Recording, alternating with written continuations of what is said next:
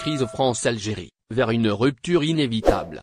Entre la France et l'Algérie, les relations bilatérales traversent une tempête sans précédent, alimentée par des déclarations incendiaires, des revirements diplomatiques et des tensions migratoires. Alors que les deux pays oscillent entre apaisement et confrontation depuis l'indépendance de 1962, la crise actuelle semble pousser les liens historiques au bord du gouffre. Que se passe-t-il vraiment entre Paris et Alger? Une escalade qui fait trembler la Méditerranée depuis des mois, les relations entre la France et l'Algérie se dégradent à vue d'œil. À l'origine de cette nouvelle fracture, un choix stratégique de Paris qui a mis le feu aux poudres, le soutien clair et net au plan d'autonomie du Sahara occidental sous souveraineté marocaine. Longtemps neutre sur ce dossier brûlant, la France a opéré un virage à 180 degrés fin juillet, provoquant la colère d'Alger, fervent défenseur des indépendantistes du Polisario. La réponse ne s'est pas fait attendre, l'ambassadeur algérien a plié bagage, marquant un premier coup dur dans cette escalade. Mais ce n'est que le début. D'autres événements sont venus jeter de l'huile sur le feu, transformant une brouille diplomatique en une crise ouverte. Parmi eux, l'arrestation à Alger d'un écrivain franco-algérien en novembre, accusé d'avoir tenu des propos jugés dangereux pour l'unité nationale lors d'une interview en France. Cet incident a ravivé les tensions, certains y voyant une attaque directe contre la liberté d'expression, d'autres un prétexte pour envenimer le dialogue. Quand les mots deviennent des armes du côté algérien, on pointe du doigt une surenchère verbale venue de France. Les ministres français ne ratent pas une occasion de nous provoquer, confie un ancien cadre de l'éducation, aujourd'hui retraité, rencontré dans les rues d'Alger. Selon lui, les déclarations hostiles, notamment celles d'un haut responsable de l'intérieur, traduisent une animosité croissante. Ils veulent nous humilier, comme au temps de la colonisation, ajoute un marchand local, la voix chargée de défis. Une peur irrationnelle de l'Algérie revient souvent dans les témoignages. Pour beaucoup, Paris a fait de la question migratoire un cheval de bataille, au détriment d'une relation plus équilibrée. Pourtant, les chiffres parlent d'eux-mêmes. En 2024, les Algériens ne représentent que 9% des titres de séjour délivrés en France. Alors, pourquoi cette obsession? Le Sahara occidental. L'étincelle d'un brasier. Revenons au cœur du conflit, le Sahara occidental. Ce territoire, ancienne colonie espagnole au statut flou selon l'ONU, est un point de friction majeur. Contrôlé à 80% par le Maroc, il est revendiqué par le Front Polisario, soutenu par l'Algérie. Pendant des années, la France a joué la carte de la neutralité, évitant de prendre parti.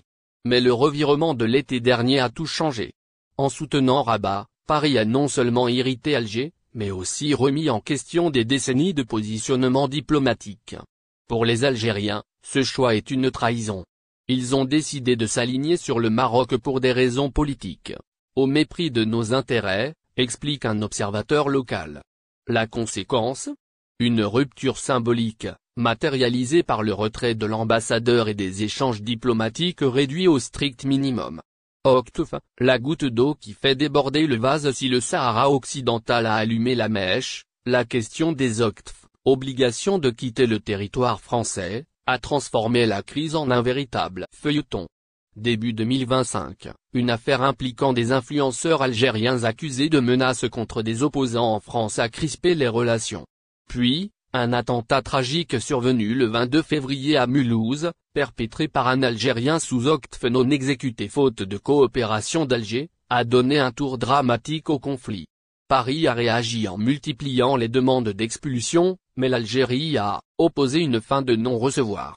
Nous ne céderons pas aux ultimatums, a déclaré une source officielle algérienne, dénonçant des tentatives d'intimidation. Pour les Français, c'est une question de sécurité nationale. Pour les Algériens, une atteinte à leur souveraineté. Les familles au cœur de la tempête derrière les joutes diplomatiques, ce sont les citoyens qui risquent de payer le prix fort. Avec des millions d'Algériens ayant des proches en France, la menace d'une suspension des visas plane comme une ombre. Si je ne peux plus voir mon fils, ce sera dur, mais il viendra ici, confie un retraité d'Alger, tentant de rester optimiste.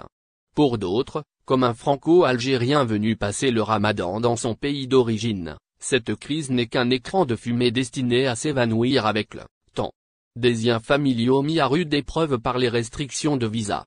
Une méfiance croissante entre les deux populations. Une situation qui rappelle les précédents avec l'Espagne en 2022. Un précédent avec l'Espagne, une lueur d'espoir. Pour mieux comprendre cette crise, un retour en arrière s'impose. En mars 2022, l'Algérie avait réagi avec virulence à un changement de position de l'Espagne sur le Sahara occidental, allant jusqu'à limiter les échanges commerciaux. Pourtant, après des mois de froid, un apaisement avait suivi, marqué par la nomination d'un nouvel ambassadeur à Madrid en 2023. Ce précédent laisse entrevoir une possible sortie de crise, mais à quel prix? L'Algérie sait jouer la carte de la patience, estime un habitant d'Alger. Contrairement à la France, où certains responsables semblent privilégier la confrontation, Alger mise sur une posture mesurée. Mais cette stratégie suffira-t-elle face à une escalade qui semble hors de contrôle? Vers une rupture définitive. À l'heure actuelle, le fossé entre Paris et Alger n'a jamais semblé aussi large. Entre le soutien au Maroc, les tensions migratoires et les déclarations à couteau tiré, les deux pays flirtent avec une rupture historique. Pourtant, les liens humains, économiques et culturels qui les unissent sont trop profonds pour être balayés d'un revers de main. Reste à savoir si la raison l'emportera sur l'émotion. Pour les Algériens, une chose est sûre, ils ne plieront pas. On a survécu à 132 ans de colonisation, on survivra à ça, lance un commerçant avec un sourire amer. Quant aux Français, ils devront décider si cette crise vaut vraiment le coup d'une fracture durable avec un voile armée algérienne. Mac, ambassadeur français, Boualem Sansal passe aux aveux. L'écrivain algérien Boualem Sansal s'est présenté aujourd'hui devant le tribunal de Dar el Beïda à Alger, dans une affaire qui suscite déjà de nombreuses réactions. Accusé de détention de fichiers et de vidéos portant atteinte à l'ordre public et à la sécurité nationale, il a reconnu certains faits tout en cherchant à les justifier. L'audience, qui s'est déroulée dans un climat relativement calme, a duré une vingtaine de minutes avant que le parquet ne requiert une peine exemplaire contre l'écrivain. L'écrivain algérien Boualem Sansal s'est présenté aujourd'hui devant le tribunal de Dar el Beïda à Alger, dans une affaire qui suscite déjà de nombreuses réactions. Accusé de détention de fichiers et de vidéos portant atteinte à l'ordre public et à la sécurité nationale, il a reconnu certains faits tout en cherchant à les justifier.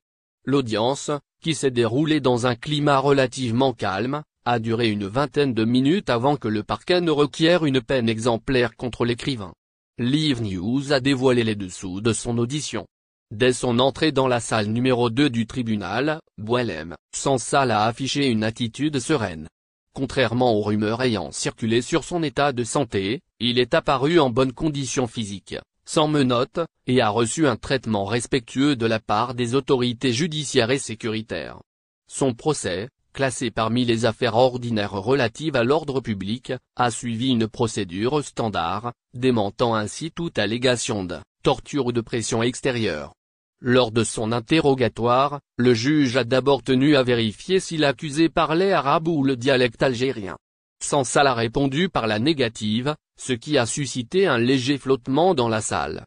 Vient ensuite la lecture des chefs d'accusation: atteinte à l'unité nationale, outrage à une institution publique, acte portant préjudice à l'économie nationale et possession de fichiers compromettants.